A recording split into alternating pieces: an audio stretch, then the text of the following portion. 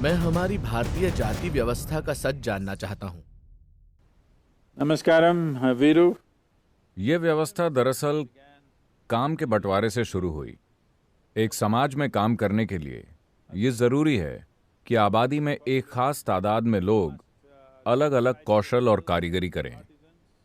कोई प्रशासन का ध्यान रखे, कोई समाज के लिए शिक्षा और आध्यात्मिक प्रक्रिया को देखे। इस तरह उन्होंने 4 मूलभूत विभाजन किए। समय के साथ वो और बंटते गए। जरूरी नहीं है कि पक्षपाती प्रक्रिया के तौर पर, बल्कि काम के बंटवारे के तौर पर। और साथ ही हमें यह समझना चाहिए कि प्राचीन समय में जब कोई इंजीनियरिंग स्कूल और मेडिकल स्कूल नहीं थे, अगर आपके पिता बढ़ई थे तो आप बचपन से घर पर बढ़ईगिरी सीखते थे और एक अच्छे बढ़ई बनते थे। तो जाति व्यवस्था को कायम रखते हुए कौशल को पीढ़ी दर पीढ़ी आगे बढ़ाया जाता था। मगर अफसोस की बात है कि बीच में कहीं एक सुनार खुद को लोहार से बेहतर समझना शुरू कर देता है।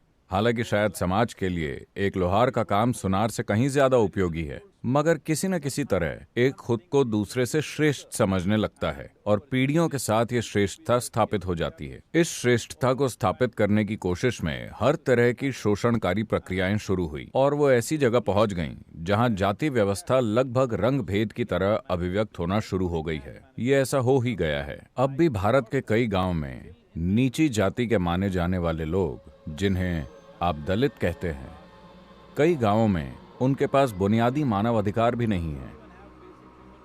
हालांकि पिछले 25-30 सालों में काफी कुछ बदला है, मगर अब भी हमारे देश में बहुत सी ऐसी भयानक चीजें होती रहती हैं जो हम नहीं चाहेंगे कि हो।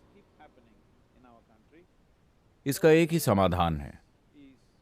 पहली बात, यह व्यवस्था आज के समय में प्रासंगिक नहीं है, क्योंकि कौशल को कई तरीकों से लोगों तक पहुंचाया जा सकता है।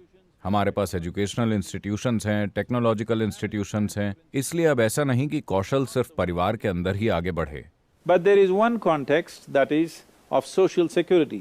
मगर एक संदर्भ अब भी है और वो है सामाजिक सुरक्षा। लोग अपने वर्ग और जाति का ध्यान रखते हैं। वो हमेशा अपनी जाति के लोगों की मुसीबत में मदद करते हैं। इस तरह की सामाजिक सुरक्षा मौजूद है। तो ये बहुत महत्वपूर्ण है कि हम एक राष्ट्रव्यापी सामाजिक सुरक्षा प्रणाली लाएं और ऐसी शिक्षा व्यवस्था बनाएं जो हर किसी की क्षमता के मुताबिक उन्हें कौशल प्रदान करे। ऐसा होने पर मेरे ख्याल से जाति व्यवस्था अपने आप खत्म हो जाएगी।